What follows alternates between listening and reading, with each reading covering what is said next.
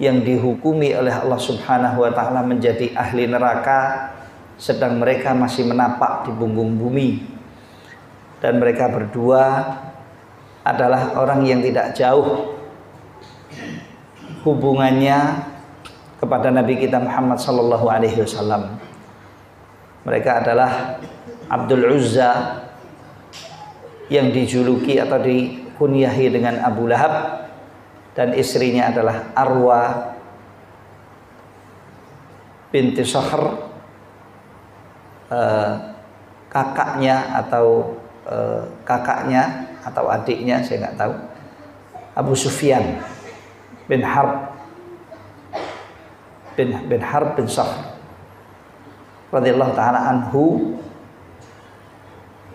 Maka mereka berdua adalah orang yang tidak terlalu jauh kaitannya dengan Nabi Muhammad SAW. Namun Allah Subhanahu wa taala memutus mereka berdua dari baginda Nabi kita Muhammad SAW, dan dari keislaman dan dari keimanan. Meskipun yang tersebut dengan putusan itu adalah dengan putus itu adalah suaminya, yaitu Abu Lahab di dalam ayat ini. Namun kemudian Allah Subhanahu wa taala menyamakan dan membarengkan istrinya Arwa Ummu Jamil dengan suaminya Abu Lahab, divonis oleh Allah Subhanahu wa taala keduanya menjadi penghuni api neraka yang menyala-nyala, karena lahab itu artinya api yang menyala-nyala. Api neraka yang menyala-nyala yang bakal dipanggang keduanya tanpa termakan api, tetapi gosong yang nggak karu-karuan. Itu dalam bahasa Arabnya adalah solyun. Makanya Allah Subhanahu wa taala menyebut di sini sayasla naron dzatal lahab. Ya.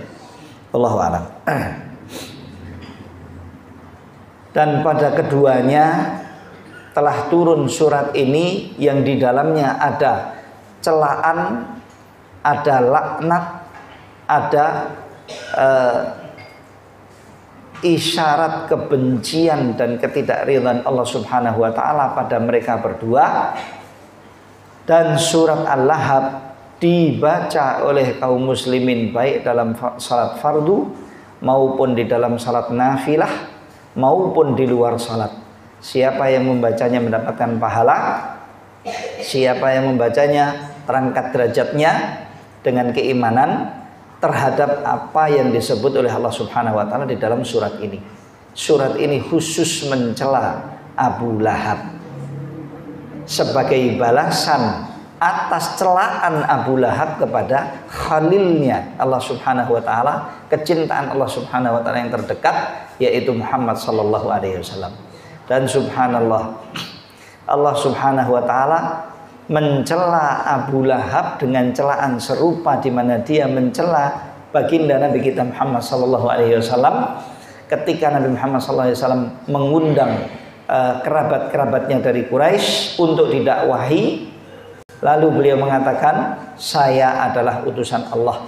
Lalu dijawab oleh Abu Lahab, tabban laka ali hadza jama'tana, atau tabban laka sairul ayyam ali hadza jama'tana. Celakalah kamu sepanjang harimu, apa hanya karena perkara yang sekecil ini kamu kumpulkan kami di tempat ini? Apakah hanya karena urusan sekecil ini, seremeh ini, perkara yang tidak ada nilainya kamu kumpulkan kami, padahal kami adalah orang-orang yang ternama, tokoh-tokoh yang tinggi dari Quraisy. Hanya kamu umumkan kepada kami bahwasanya kamu adalah utusan Tuhanmu, gitu. Hanya urusan itu saja. Begitu dia mengatakan kata-kata yang buruk itu, langsung Allah Subhanahu wa taala jawab. Dan Allah Subhanahu wa taala bela nabinya Muhammad sallallahu alaihi wasallam dengan pembelaan satu surat yang dikenal dengan surat Al-Lahab. Dengan surat Al-Lahab atau surat Al-Masad. Meskipun tentu surat Al-Masad ini tidak turun pada hari di mana Nabi Muhammad sallallahu alaihi wasallam dicela oleh pamannya. Tidak turun pada waktu itu, bisa jadi. Tapi turun setelah itu, mungkin jeda sekian hari, sekian pekan, ya, atau sekian masa waktu. Inilah surat yang tertibnya adalah surat yang kelima, tertibnya adalah surat yang keempat. Itu 2, 3, 4. Ya, yang keempat dari akhir juz'u amma, dari akhir juz'u amma berbicara tentang perkara yang luar biasa atas paman Nabi Muhammad sallallahu alaihi wasallam. Allah Subhanahu wa taala membela Nabi Muhammad sallallahu alaihi wasallam dari celaan pamannya sendiri, di mana pamannya itu adalah orang yang terhormat dan terpandang pada Quraisy. Maka kalau dia mengatakan sesuatu perkataan itu menjadi perhitungan yang besar bagi Quraisy. Namun kemudian Allah Subhanahu wa taala memotongnya dengan satu surat penuh berisi 5 ayat berbicara tentang Abu Lahab dan istrinya Ummu Jamil Arwah, yang kemudian surat itu terus surat Al-Masad ini kemudian tenar, populer, ramai disebut oleh orang-orang Quraisy dan kemudian menyebar ke santero tanah Arab, Jazirah Arab. Hampir semua orang Arab hafal surat Al-Masad ini dan menyebutkan surat Al-Masad, karena memang dulu itu kalau ada sesuatu yang baik maupun sesuatu yang buruk maka akan dipopulerkan dengan dengan syair, ya, dengan suatu sebutan-sebutan syair. Dan kalau sudah tersebut dalam bentuk syair, maka dia akan terus tersebar. Orang akan banyak menerima dan mengirim. Ya seperti hari ini, share, like sama apa namanya?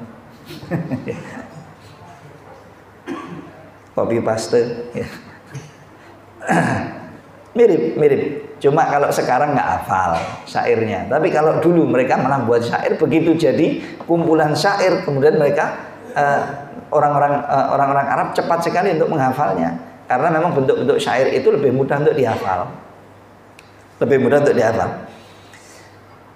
Begitu celaan kepada Nabi Muhammad SAW keluar dari mulutnya Abu Lahab untuk menjelekkan Nabi Muhammad SAW, dan pengumuman yang diumumkan oleh Nabi Sallallahu Alaihi Wasallam dengan perintah Allah Subhanahu Wa Taala, lalu Allah Subhanahu Wa Taala membalas dengan surat Al-Masad ini.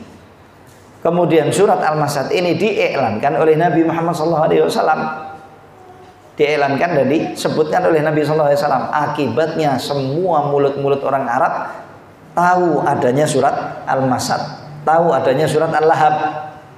Dan mereka menyebut-nyebut tabbat yada abi lahabi wa tab ma aghna anhu maluhu wa ma kasab sayasla naran dzata lahab wa imra'atuhu hammalatal hatab fi jidha hablum mim masad. Apalagi 5 ayat ini bentuknya mirip-mirip dengan syair. Buntutnya kan semuanya pakai ba. Tabbat yada abi lahabi wa tab ma aghna anhu maluhu wa ma kasab sayasla naran dzata lahab wa imra'atuhu hammalatal hatab. Pak juga fi jidha hablum mim masad, kecuali yang terakhir penutupannya dal, ya. Nah ini mirip syair, akibatnya mereka cepat sekali menghafal, lalu banyak disebut oleh mereka. Turun suatu surat dari Tuhannya Muhammad mencela pamannya Muhammad dan mencela istrinya, sebagai pembelaan dari Allah Subhanahu wa taala. Ada sementara orang yang mengatakan surat ini memvonis Abu Lahab dan istrinya Abu Lahab menjadi penghuni api neraka, dan surat ini termasuk awal-awal surat yang turun ini. Termasuk awal-awal surat yang turun setelah tahun ketiga hijrah, setelah tahun ketiga kenabian, bukan ketiga hijrah, di Mekah, ya. Ketika Nabi Sallallahu Alaihi Wasallam sudah diperintah untuk berdakwah terang-terangan, maka Nabi Sallallahu Alaihi Wasallam berdakwah terang-terangan pada tahun yang ketiga. Kemudian terjadi celaan pamannya sendiri atas diri Nabi sallallahu alaihi wasallam, lalu Allah Subhanahu wa taala membela nabinya Muhammad sallallahu alaihi wasallam dengan diturunkannya surat ini. Dengan diturunkannya surat ini. Maka surat ini termasuk dari surat yang yang awal-awal diturunkan oleh Allah Subhanahu wa taala. Di dalamnya ada celaan pamannya Nabi Muhammad sallallahu alaihi wasallam dan pembelaan Allah Subhanahu wa taala kepada Nabi kita Muhammad sallallahu alaihi wasallam. Mereka mengatakan, Abu Lahab, Ummu Jamil, Arwah, kalian berdua masuk Islam saja. Masuk Islam saja. Kenapa? Kalau kalian masuk, ini politik orang sekarang ya. Politik orang sekarang pokoknya ngetok-ngetok Islam itu nggak popos. Yang penting kan kita kan mau merenggut suara sebanyak-banyaknya. Jadi kalau dia kafir, non muslim, etok-etok Islam gitu nggak masalah ya. Tapi kalau dulu nggak mau mereka. Wah, urusan amat kita. Orang sudi. Kamu masuk Islam. Nanti kalau kamu masuk Islam berarti Muhammad dusta dong. Berarti Tuhannya salah. Katanya surat ini turun dari Tuhan. Yang terima Muhammad. Kok di dalamnya vonis bahwasanya kamu kafir dan kamu masuk neraka. Padahal yang masuk neraka itu adalah orang-orang yang kafir, kata Muhammad sallallahu alaihi wasallam. Muhammad ngajari yang masuk neraka itu yang kafir, yang masuk neraka itu yang musyrik. Sedangkan kamu dan istrimu kalau masuk Islam, berarti surat ini salah. Lah Muhammad salah. Tapi tetap dia nggak mampu untuk masuk Islam. Nggak bisa untuk masuk Islam. Nggak bisa untuk ngiyai dakwahnya Muhammad sallallahu alaihi wasallam dan mengikuti dakwahnya Nabi Muhammad sallallahu alaihi wasallam. Istrinya juga begitu. Istrinya juga begitu. Malah begitu turun surat ini, si Ummu Jamil, Arwah, istrinya Abu Lahab ini dia emosi berat, marah-marah ke Nabi sallallahu alaihi wasallam, lalu membawa batu-batu, membawa asafi. Asafi itu semacam tungku yang di dalamnya diisi batu-batu oleh dia, dibawa oleh dia. Ini sebelumnya Abu Lahab ini orangnya kulitnya putih kekuning-kuningan. Makanya dijuluki dengan Abu Lahab. Orangnya ganteng, bangsawan, kaya raya, dan dituruti dan dimanuti oleh kaumnya. Posisinya sangat tinggi. Istrinya bukan orang murahan. Karena termasuk anaknya dan keturunannya bangsawan Quraisy juga, yaitu kakak ataupun adiknya Abu Sufyan. Abu Sufyan radhiyallahu taala anhu ardahu. Orangnya juga cantik, makanya dijuluki dengan atau dikunyai dengan Ummu Jamil. Putih, cantik, kaya. Abu Lahab pandai bicara, nggak tahu kalau istrinya.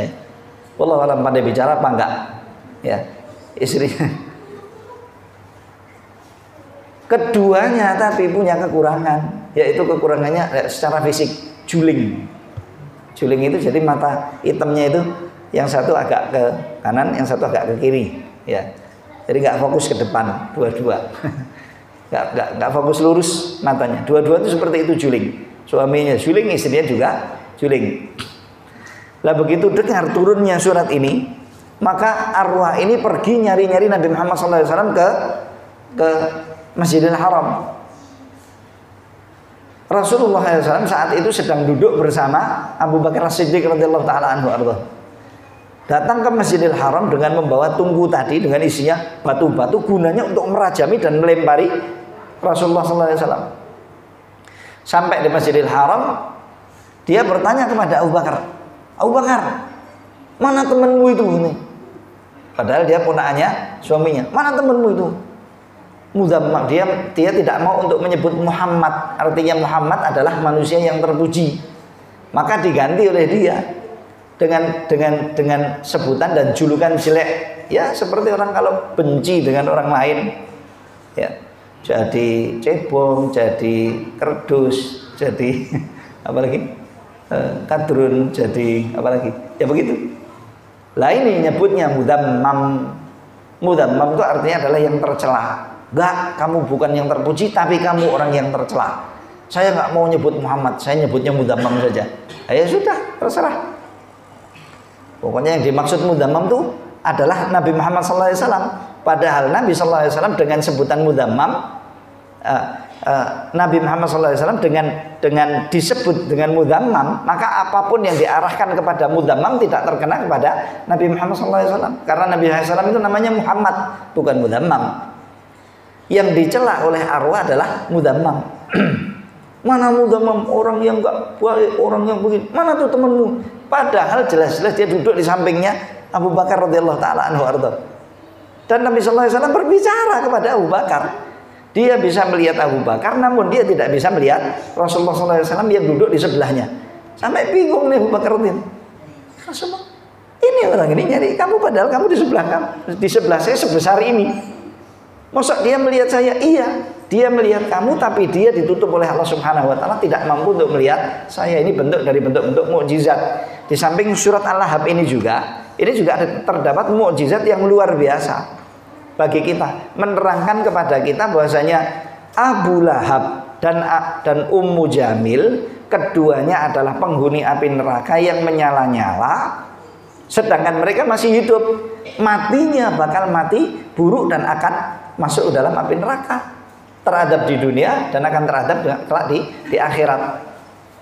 Dan realnya seperti itu.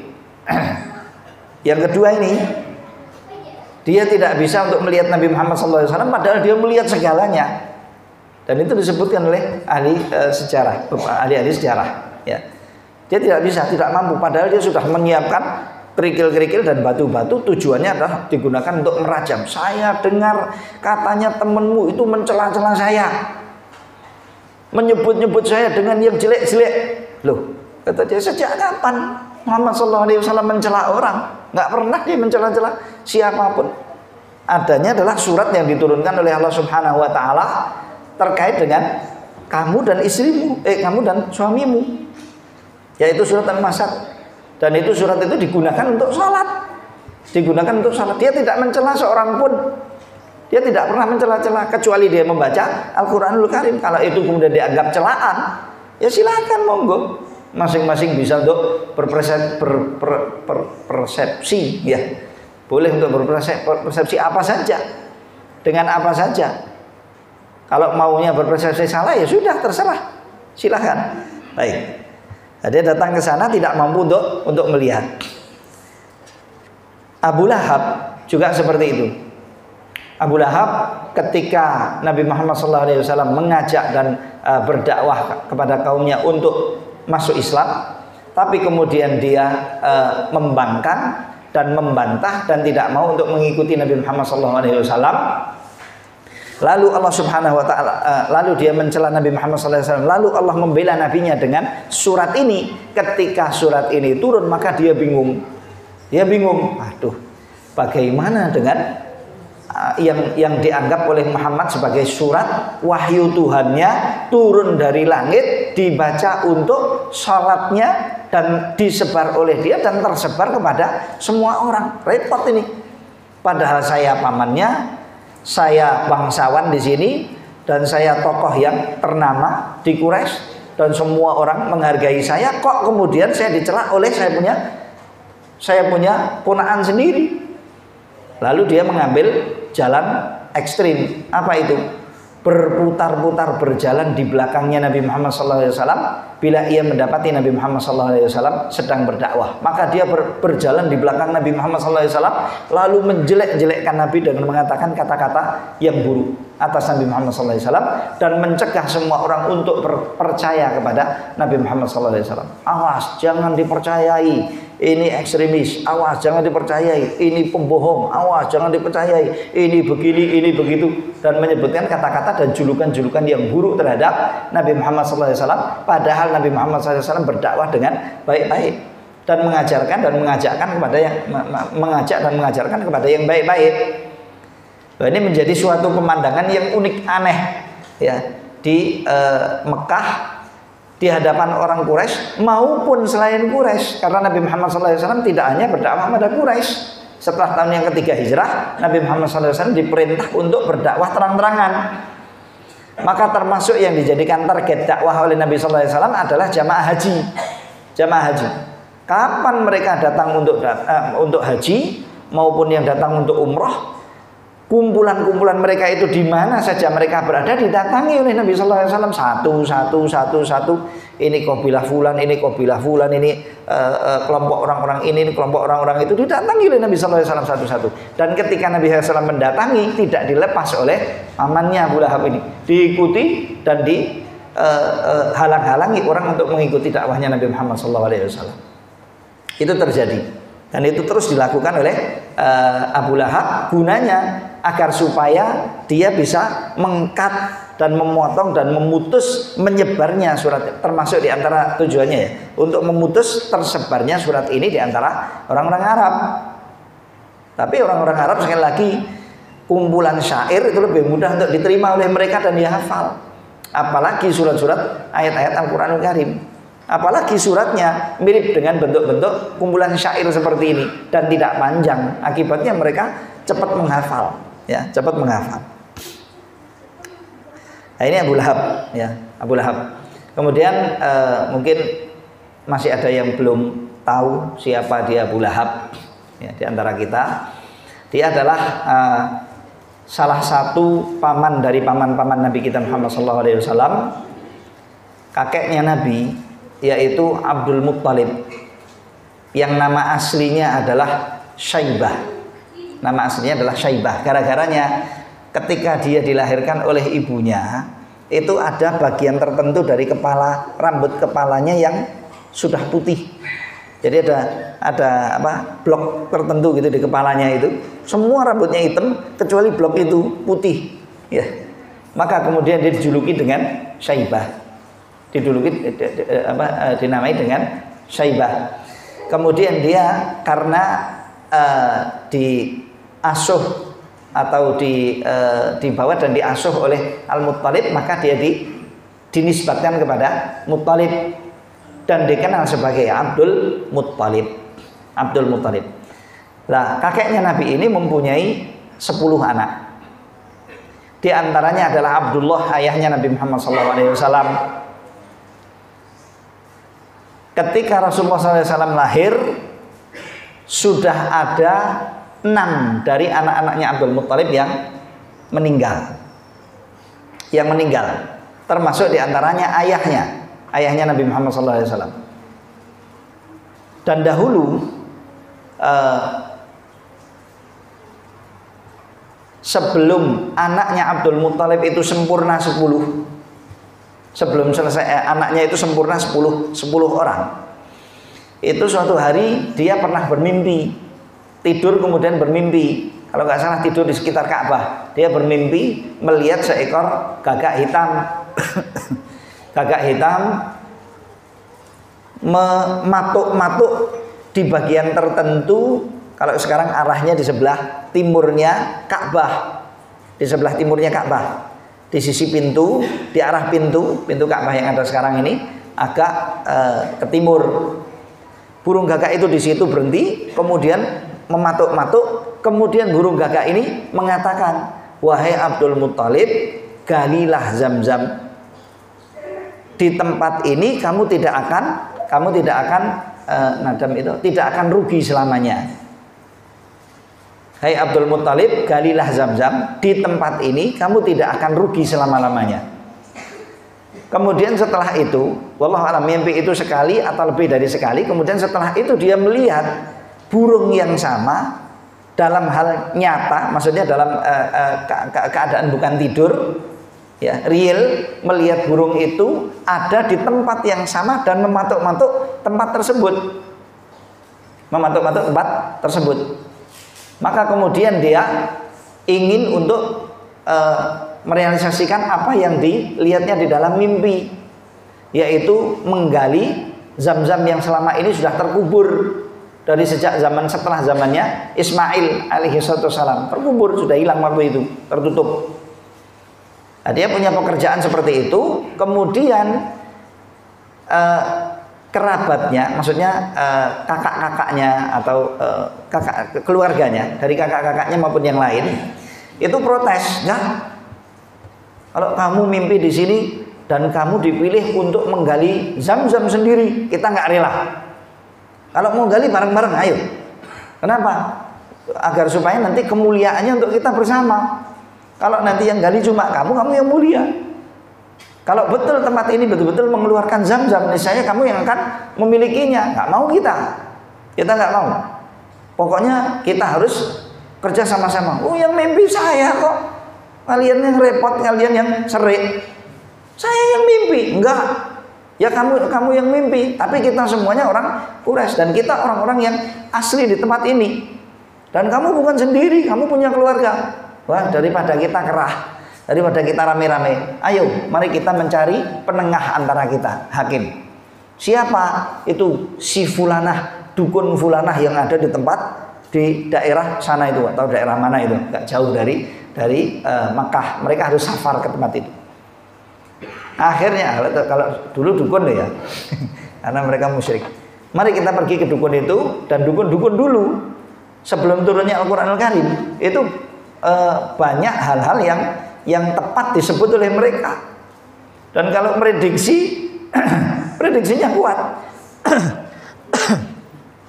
Dan kalau hukum-hukum begitu dulu kuat, iya. Tapi setelah turunnya Al-Qur'anul Karim setelah turunnya Al-Qur'anul Karim, maka pintu-pintu langit dijaga oleh Allah Subhanahu wa taala. Akibatnya maling-malingnya, pencuri-pencuri informasi.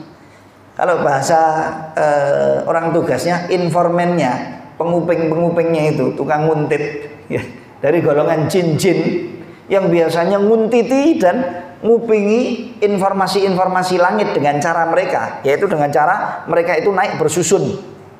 Masing-masing punya pos. Seperti kalau Anda naik ke Gunung Lawu itu ada pos 1, pos 2, pos begitu. Jadi punya pos-pos sendiri. Orang-orang ini, jin-jin ini nanti di pos ini. Kemudian jin yang berikutnya itu pos yang lebih tinggi lagi. Nanti di pos yang begitu. Jadi mereka berpos-pos seperti ini.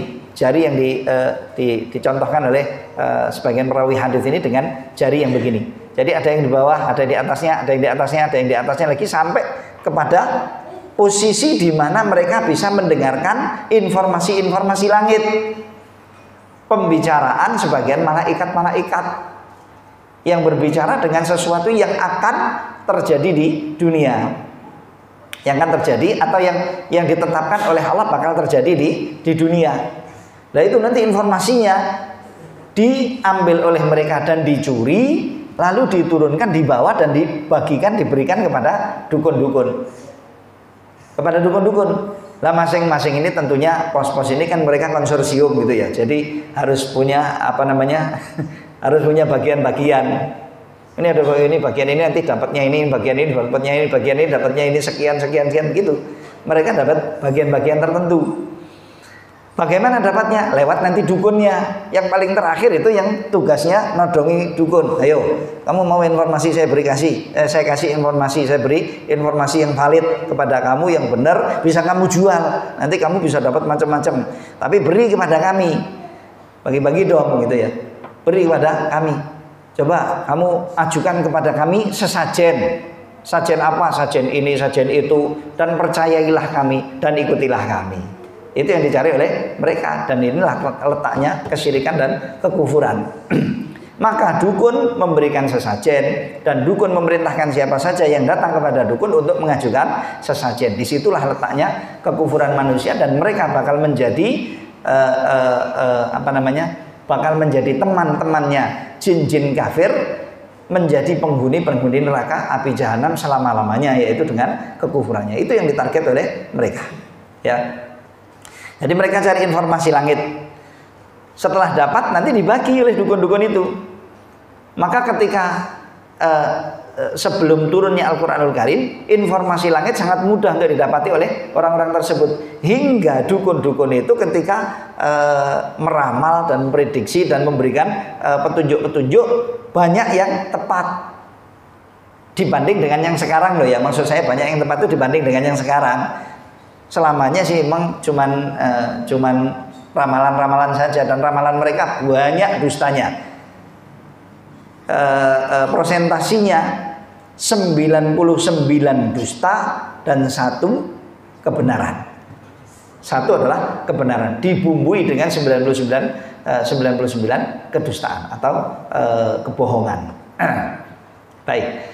Tapi kalau dulu lebih banyak kebenarannya. Wallahu a'lam. Ala kulli hal ini terjadi ya di apa namanya? Sampai mana tadi? Ya. Baik. Abdul Muttalib dan kakak-kakaknya sepakat semuanya untuk pergi ke dukun agar supaya menengahi permasalahan mereka untuk menggali Zam-Zam. Tapi ditakdirkan oleh Allah mereka saat safar pergi ke tempat dukun itu, safarnya terlalu jauh, akibatnya kehabisan air minum. Ketika mereka kehabisan air minum, sudah putus asa.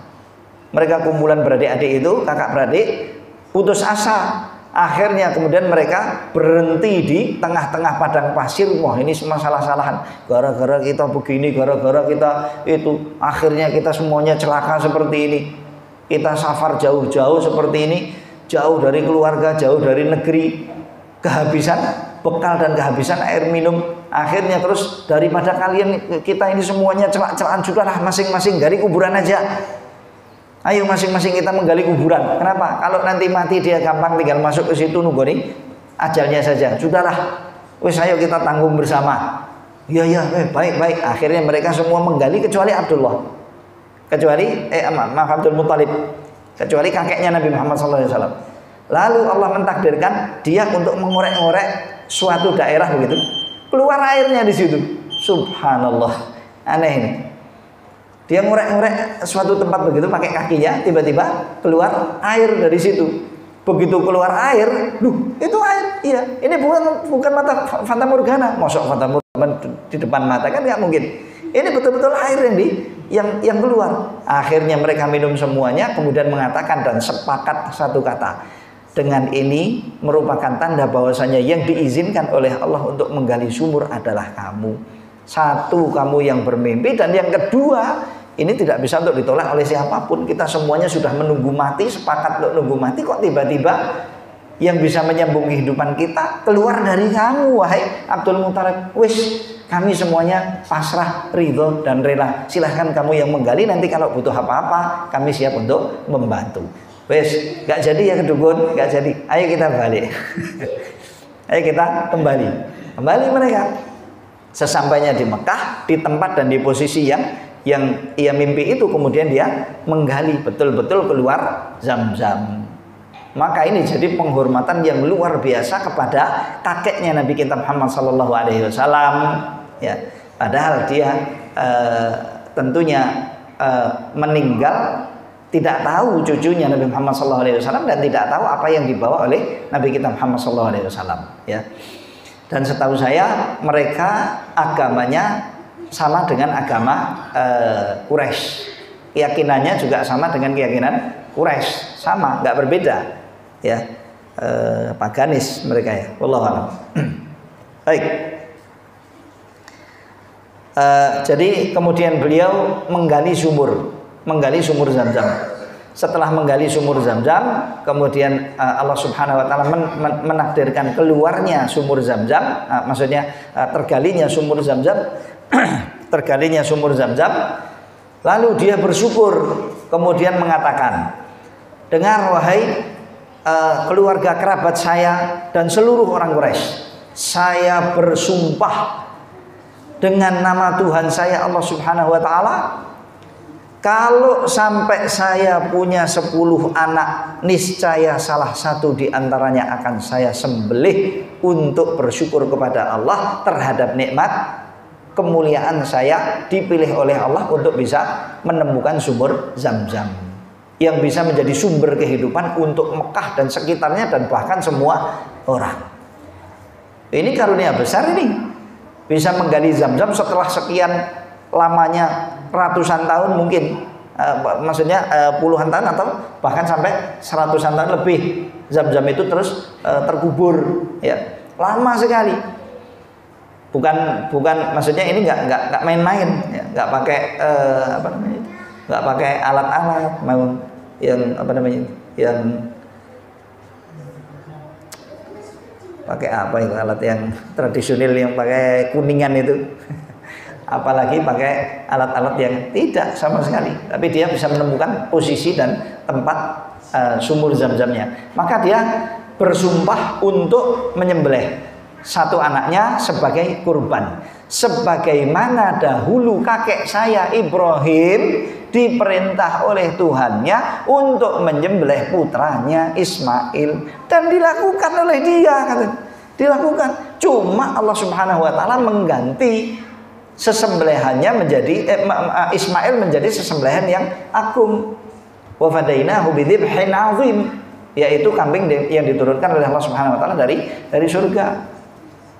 Maka itu yang diingini oleh Abdul Muttalib. Akhirnya qadarullah dia punya anak 10. Yang kemudian 10 anak ini berikutnya menjadi manusia-manusia, orang-orang yang ternama, orang-orang yang kuat, orang-orang yang maksudnya tokoh-tokoh yang dihormati dan berpengaruh, minimal di sekitar orang-orang Quraisy. Tetapi Quraisy bagaimanapun juga menjadi jujukan semua orang seantero tanah Arab. Ya, karena memang posisinya berada di Mekah, dan mereka semuanya sudah tahu haji, dan mereka melaksanakan syariat haji menurut ajaran lama dulu. Ya, sampai detik itu mereka haji. Maka siapapun yang masyhur di Mekah akan masyhur di sejazirah Arab, akan masyhur di Sibah Jazirah Arab semuanya. Ya, wallahu a'lam. Maka 10 anaknya Abdul Muttalib ini akan menjadi orang-orang yang besar di kemudian hari. Ya, maka dia bersyukur kepada Allah, lalu bersumpah untuk menyembelih salah satu anaknya. Setelah sekian lama dia ingat dengan sumpahnya, lalu dia dengan nadarnya, lalu dia berusaha untuk merealisasikan. Memanggil keluarganya, ayo saya sekarang mau merealisasikan, kalian saksi ya. Dulu saya kan pernah bersumpah, saya pernah bernadar mengatakan kalau anak saya sudah 10, saya akan bersyukur kepada Allah dengan pilihan Allah untuk saya menyembelih salah satu di antara anak saya. Iya betul, memang kamu bersumpah seperti itu, Kak, tapi namun kami tidak akan ridho untuk kamu melakukan itu. Ditolak kali yang kedua. Tidak, kami tidak akan ridho untuk kamu melakukan itu sama sekali. Bukan tidak ada alasan. Begini Abdul Muttalib, kalau kemudian kamu melakukan itu, lalu itu terjadi, parahnya nanti ini akan menjadi budaya, adat, kebiasaan di sini. Akhirnya nanti anak-anak keturunan kita beleng-belengnya naik, kan repot. Main sembelih anaknya. Lu gimana? Dan Nabiullah Ibrahim dulu itu punya perintah dari Tuhan. Lalu dia menjalankan perintah dan realnya terganti. Lah kamu dari mana perintahnya? Siapa yang perintah kamu? Bagaimana dengan urusan kamu? Tapi terus dia bilang, dia menolak, nggak bisa. Lu kalian jadi saksi toh. Dan saya betul-betul sudah bersumpah dengan Tuhan. Saya nggak mungkin mundur dengan sumpah saya. Kalau saya mundur, saya tercela dan saya akan dimurkai oleh Tuhan saya. Saya nggak ridho, saya nggak mau untuk itu. Ayo apa? Ayo kita ke dukun yang dulu sudah mau kita tuju bersama. Pokoknya kita nggak ridho. Kamu harus ikut dan harus pergi ke sana dan kamu bertanya langsung kepada sang dukun itu. Ya akhirnya betul dia pergi ke dukunnya. Sampai ke dukun sana, kemudian dukunnya mengatakan, begini, kamu kan punya banyak onta toh, kamu orang kaya raya punya banyak onta. Begini, silahkan kamu mengadakan qur'ah. Qur'ah itu apa namanya itu? Undian tapi pakai satu bilah kayu lempeng, ditulis di satu sisinya anak, ya salah satu namanya anaknya itu masing-masing, dan di sisi yang lain unta, ya. Terus nanti silahkan untuk dilemparkan. Kalau jatuh nama anakmu, kalau kamu mau sembelih silahkan sembelih, tapi kalau kamu nggak mau, tebus dengan 10 unta. Terus Kalau saya mau menuju mentargetkan unta saya bagaimana? Ya pokoknya digitukan terus. Dilemparkan terus ini, lemparkan sampai jatuh nama unta. Kalau namanya anakmu yang kena, berarti anakmu itu. Lah yang dipilih anaknya adalah Abdullah, kakeknya ayahnya Nabi Muhammad SAW. Akhirnya ditulis Abdullah, di sebelahnya unta. Abdullah unta. Kemudian dilemparkan. Jatuhnya Abdullah. Waduh, jangan. 10. Ya, siap. 10 tebus. Lagi kedua Abdullah. Waduh, kedua kena lagi Abdullah. 20. 3 Abdullah, 4 Abdullah sampai 10. Abdullah terus. Ya sudah, yang terakhir ini 11 penentunya. Plok unta.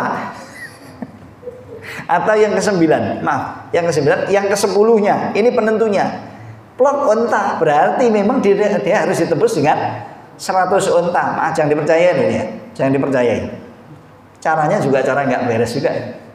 Tapi realnya jadi begitu.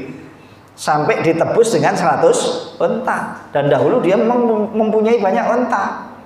Di zamannya Abrahah dia mempunyai sekitar 200-an unta. Sekitar 200 unta. Tapi tentunya zaman Abraha itu sebelum kelahirannya, sebelum kejadian ini, ya. Maaf, zamannya Abraha setelah kejadian ini. Jadi kejadiannya Abraha itu sebelum adanya pengundian antara kakeknya Nabi dengan unta. Baik, ala kulli hal dia orang kaya raya dan banyak mempunyai hewan-hewan ternak unta, kemudian tertebus dengan 100 unta. Maka gembira ria keluarganya dan senang sekali dengan tebusan tersebut, lalu disembelih dan dibagi-bagikan. Dimasak atau tidak kemudian dibagi-bagikan. Nah, setelah itu kemudian jatuhlah Abdul Muttalib jatuhlah Abdullah, ditakdirkan oleh Allah Subhanahu wa taala untuk bertemu dengan Aminah bintu Wahab dari Madinah, dan ini termasuk anak salah satu dari paman ataupun bibi-bibinya. Dari bibi-bibinya Rasulullah SAW yang berada di kota Madinah. Karena dulu Abdul Muttalib itu juga adanya di Madinah. Syaibah itu dulu sejak kecilnya adanya di Madinah. Tapi kemudian dibawa ke Mekah oleh oleh Al-Muttalib. Maka kemudian dinisbatkan kepada Al-Muttalib sebagai hamba. Makanya disebut Abdul Muttalib. Abdul itu artinya hamba. Al-Muttalib adalah orang tersebut yang membawa Syaibah ke kota Mekah. Baik. Ala kulli hal, Allah Subhanahu wa taala mentakdirkan pernikahan antara Abdullah dengan Aminah bintu Wahab, kemudian sampai Rasulullah SAW lahir. Sallallahu alaihi wasallam. Lah dari anak-anaknya Abdullah ini, dari anaknya Abdul Muttalib ini, yang ke-10 orang, 6 orang diantaranya semuanya telah wafat sebelum Nabi Sallallahu Alaihi Wasallam lahir. Sisanya hanya ada 4. 1 Abu Lahab, dan ini yang paling kaya dan tokoh ternama sudah saya katakan tadi. Kemudian Al-Abbas, kemudian Hamzah, kemudian Abu Thalib, ayahnya Ali radhiyallahu taala anhu arda, ya. Kemudian Abu Thalib. Lah dari pamannya Nabi sallallahu alaihi wasallam yang 4 ini, yang masuk Islam 2. Yang pertama masuk adalah yang paling bungsu, yaitu Hamzah bin Abdul Muttalib. Hamzah bin Abdul Muttalib. Hamzah yang kemudian ditakdirkan oleh Allah Subhanahu wa taala, ditakdirkan oleh Allah untuk dijuluki dengan Asadullah. Singanya Allah Subhanahu wa taala, karena dia memang sangat pemberani di zaman jahiliyah, dan setelah masuk Islam keberaniannya justru melipat-lipat. Kemudian setelah itu baru masuk Islam Al-Abbas, ya, kakaknya Hamzah masuk Islam. Sedangkan Abu Thalib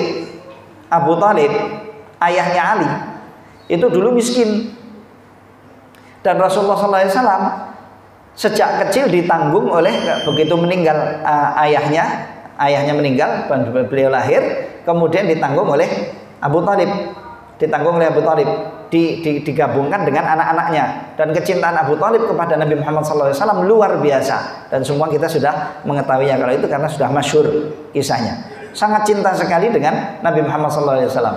Setelah Rasulullah SAW menjadi nabi dan dewasa dan besar, kemudian kerabat-kerabatnya berbicara tentang Abu Thalib, maka Nabi SAW berusaha untuk membantu dan membalas budinya Abu Thalib, mengambil Ali sebagai anak asuhnya Nabi Muhammad SAW, yang kemudian dinikahkan dengan putrinya sendiri, yaitu Fatimah binti Rasulullah Muhammad SAW radhiyallahu taala anha wa ardhaha. Ya. Abu Thalib tidak masuk Islam, tetapi cintanya kepada Nabi luar biasa dan pembelaannya kepada Nabi Muhammad SAW. Hari ini kaum muslimin susah kalau mau dicari yang berani untuk membela Nabi Muhammad SAW sebagaimana dulu pembelaannya Abu Thalib. Tapi Abu Thalib dengan kekufurannya tidak mungkin bisa disamakan dengan muslimin yang rendah. Maksudnya yang paling rendah keislamannya. Enggak selamanya namanya muslim, namanya mukmin jauh lebih baik daripada orang yang musyrik dan orang yang kafir. Daripada siapa yang disebut oleh Nabi SAW sebagai penghuninya neraka, ya. Dan subhanallah, ya, sebagian riwayat menyebut, tapi ini kelihatannya tidak masyhur riwayatnya. Ketika Abu Thalib ini meninggal, Rasulullah SAW sedih sekali, dan kesedihan Nabi SAW itu sampai memanjang kira-kira 1 tahun. Saat meninggal itu diusap-usap oleh Nabi SAW, kecuali bagian bawah kaki, telapak kaki itu nggak diusap. Akhirnya semuanya selamat dari api neraka kecuali bagian kakinya. Itu yang disebut oleh sementara ahli sejarah, tapi sekali lagi ini tidak masyhur. Makanya dia diadabnya di dalam api neraka itu. Kata Nabi SAW, ketika ada yang bertanya, di mana Abu Thalib, di mana pamanmu Abu Thalib? Kata Rasulullah SAW, dia berada di pinggiran api neraka, dhah minan nar. Dia berada di pinggiran api neraka. Dan kalau bukan karena saya, maksudnya saya memberikan syafaat kepada beliau, semampu saya untuk memberikan syafaat kepada Abu Thalib, niscaya dia akan berposisi pada keraknya api neraka. Bagaimana kemudian dia kufur kepada Nabi Muhammad SAW, padahal dia adalah pamannya Nabi SAW, ya, pamannya Nabi Muhammad SAW. Akhirnya selamat semuanya dari api, sentuhan api, kecuali telapak kakinya itu. Dia diposisikan di pinggiran api neraka, diadab oleh Allah, hanya diperintahkan untuk mengenakan sandal dari besi atau suruh memijak itu kerikil api neraka. Jadi nggak mungkin dia memijak kemanapun kecuali di bawah kakinya ada kerikil neraka. Dan gara-gara kerikil neraka itu kemudian mendidih otaknya yang ada di kepala. Mendidih, semuanya merasa panas dan mendidih otaknya di neraka. Na'udzubillah min dzalik.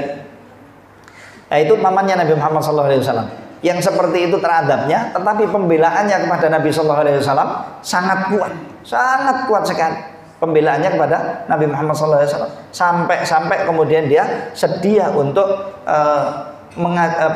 berkorban dengan nyawanya untuk membela Nabi Muhammad SAW saat Nabi Muhammad SAW dimusuhi oleh Quraisy sekeras-kerasnya dan bahkan dimakar oleh Quraisy akan dibunuh. Maka dia maju di hadapan Nabi Muhammad SAW dan mengatakan kepada Quraisy, kalau kalian mau apa-apa dengan Muhammad SAW, ponakan saya ini, hendaknya kalian melangkahi jasad saya dulu.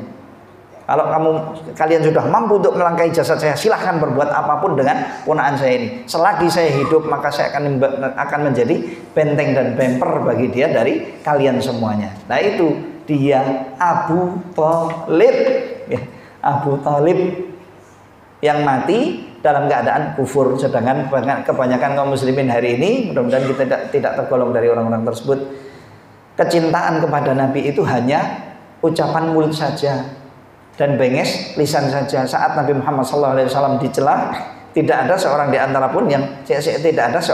mereka pun yang kemudian hatinya tergerak untuk membela kepada Nabi Muhammad SAW. Ada juga yang hatinya tergerak tetapi kemudian tidak bergerak anggota tubuhnya. Berucap saja dia nggak mau, berkata saja dia tidak mau, kemudian hanya mampu berkata, itu kebebasan berekspresi dan kebebasan berkata dan kebebasan ini dan kebebasan Itu tidak. Siapapun yang mencela Nabi kita Muhammad SAW, maka kewajiban syar'i atas kita untuk membela Nabi Muhammad SAW. Siapapun yang mengatakan kata-kata yang buruk atas Nabi kita Muhammad SAW, kewajiban kita untuk membela Nabi kita Muhammad SAW. Baik, ini Abu Thalib. Dan yang jenis ketiga dari pamannya Nabi SAW, tadi jenis yang pertama mukminin, muslimin, semuanya ahli surga, yaitu Hamzah yang pertama, dan yang kedua Al-Abbas radhiyallahu taala anhuma wa ardahuma. Sedang yang kedua, jenis kedua adalah Abu Thalib, tidak mau masuk Islam, tidak mau masuk Islam, dan sejarah meninggalnya sudah saya sebutkan di sini. Ya, sejarah meninggalnya sudah saya katakan dan antum semuanya sudah paham, sudah mengetahui. Tidak rela, pokoknya tidak mau, ya, tidak mau untuk meninggalkan ajaran agamanya nenek moyang yang ia ketahui dan ia pegang. Jadi terus pokoknya berpegang, nggak mau pedot ayatnya. Kemudian yang ketiga, jenis yang ketiga adalah Abu Lahab.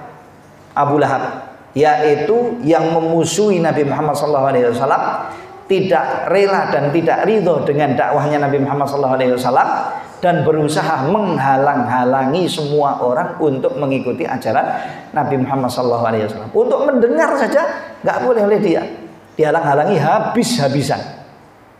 Yang kemudian dia saat terjadi boikot terhadap Banu Hashim, ketika orang-orang Quraisy memboikot Banu Hashim, gara-gara Banu Hashim itu membela Nabi Muhammad SAW, kemudian diboikot oleh orang-orang Quraisy, diletakkan di tempat tertentu di salah satu daerah di Mekah.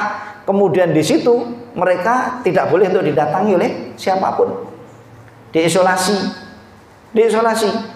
tidak boleh diantari makanan, tidak boleh diantari minuman, tidak boleh diziarahi, tidak boleh dinikahi, tidak boleh diundang nikah, tidak boleh diapa-apakan, pokoknya dengan kerabatnya sendiri.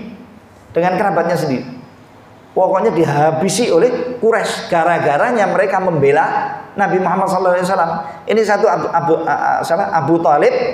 Dan yang kedua Banu Hashim. Banu Hashim semua satu kata.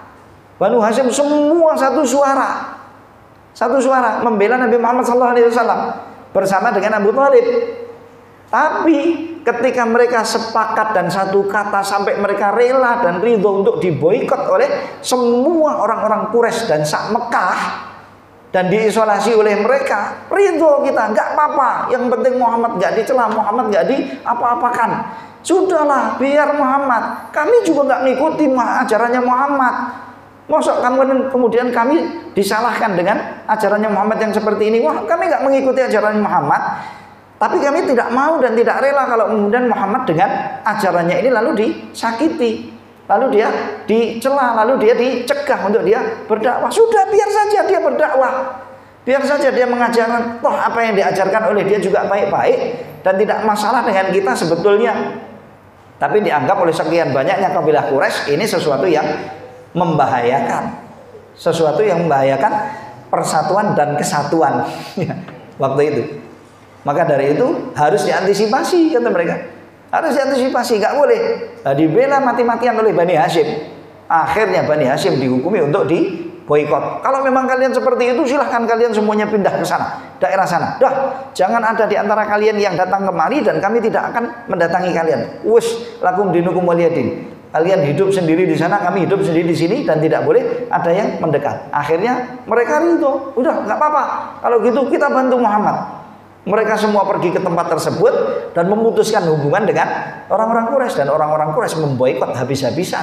Sampai dari sulitnya hidup waktu itu, mereka tidak mendapatkan pasokan makanan kecuali yang disembunyi-sembunyikan lewat jalur-jalur tikus-tikus itu yang disampaikan kepada mereka. Tentunya nggak bisa banyak, sedang jumlah mereka nggak sedikit, maka makanannya jadi kurang. Akhirnya mereka makan daun-daun pohon, dan sampai ada di antara mereka yang memasak sandalnya sendiri. Nah, itu fadilatnya sandal kulit, ya. Enaknya kalau punya sandal kulit itu bisa dimasak kalau butuh. Sampai kemudian makan-makan apa saja yang bisa dimakan, tapi tetap mereka itu tidak mau untuk mengorbankan Nabi kita Muhammad SAW. Itu luar biasa. Kecuali satu orang. Siapa itu? Abu Lahab, Abdul Uzza, dan mengatakan saya bersama Quraisy dan saya bukan dari Bani Hashim. Lah dia yang mengiklankan dan mengumumkan pemotongan dirinya dari Bani Hashim. Dia yang mengiklankan kepada kaumnya sendiri. Akhirnya itu diterima oleh Tuhan, oleh Allah Subhanahu wa taala dengan turunnya firman Allah Subhanahu wa taala, tabbat yada abi lahabib wa tab. Tabbat yada abi lahabib wa tab, kalau di sini artinya sungguh rugi dan celaka kedua tangan Abu Lahab. Ya. Ini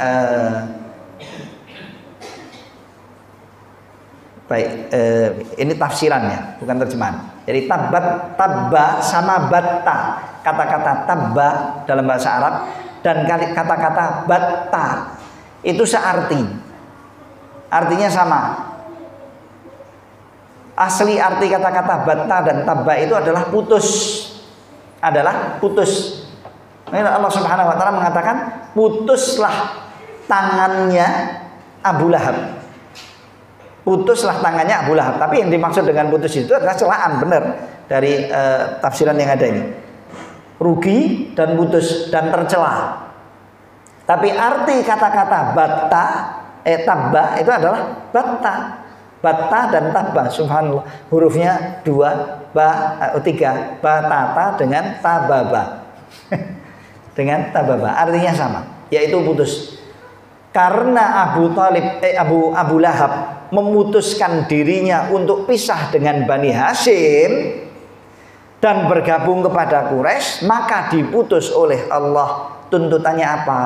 Tidak boleh ada yang menganggap bahwasanya Abu Lahab, meskipun dia aslinya adalah pamannya Nabi Muhammad SAW, sebagai dari bagian golongan Bani Hashim. Maka saat keturunannya semuanya kena dampak, kecuali yang mukmin di antara mereka dan yang menerima. Berdampak itu tak main-main. Akibatnya dia dikeluarkan oleh Allah dari golongan Banu Hashim. Dan bukan merupakan suatu penghormatan kepada Nabi untuk menyebut dengan sebutan-sebutan puji kepada Abu Lahab, dinisbatkan kepada Nabi. Ya, dinisbatkan kepada Nabi. Yaitu Abu Lahab Al-Hashimi umpamanya. Enggak, dia sudah memotong diri dan sudah memutus diri, dan dia sudah diputus oleh Allah Subhanahu wa taala. Meskipun dia dari golongan Hashimi, maka dia tidak boleh untuk dinisbatkan kepada Bani Hashim. Kepada Bani Hashim. Siapa yang memaksakan untuk menisbatkan dia kepada Bani Hashim, maka telah mencela, mengotori Nabi Muhammad SAW dengan jalur sambung keturunannya Nabi SAW dengan Bani Hashim. Wallahu taala alam. Ini dampaknya, dan termasuk beberapa hukum-hukum syar'i itu melibatkan Bani Hashim, terkena kepada Bani Hashim dan Bani Muttalib terkait dengan ghanimah umpamanya, terkait dengan ghanimah harta rampasan perang, ya, dan faid secara syar'i lah ya, faid secara syar'i itu ada bagian-bagian khusus untuk mereka. Zakat tidak boleh juga untuk diberikan kepada Rasulullah, keturunan Rasulullah maupun Bani Hashim dan Banu Abdul Muttalib. Itu dari keturunan Bani Muttalib, nggak boleh untuk diberikan kepada mereka, kecuali Abu Lahab ini dan yang sejalur dengan Abu Lahab dari keturunannya, kalau memang dia keluar dari batasan keislaman dan keimanan. Akhirnya dengan itu Abu Lahab terputus, 1 dari keimanan, 2 dari keislaman, 3 dari ketakwaan, 4 dari qorobah dan sambungan nasab kepada jalur nasab kepada Nabi kita Muhammad SAW. Na'udzubillah min dzalik. Baik, karena waktunya sudah habis, kita cukupkan batas ini dulu. Mudah-mudahan yang sedikit ini bermanfaat untuk kita semuanya, dan insya Allah akan kita sambung nanti di pertemuan yang akan datang. Semoga Allah Subhanahu wa taala mempermudah bagi kita semuanya. Semoga Allah ridho kepada kita, dan semoga berkenan kiranya Allah Subhanahu wa taala untuk mengampuni kesalahan dan dosa kita. dan mengangkat derajat-derajat kita dan memperbaiki keadaan-keadaan kita, menguatkan keimanan-keimanan diri kita dan menjadikan dan menggolongkan kita semuanya dari golongan hamba-hamba Allah Subhanahu wa taala yang bertakwa kepadanya. Allahumma amin. Sallallahu alaihi Muhammadin wa ala alihi washabbihi ajmain. Wa akhiru da'wana alhamdulillahi rabbil alamin. Wassalamualaikum warahmatullahi wabarakatuh.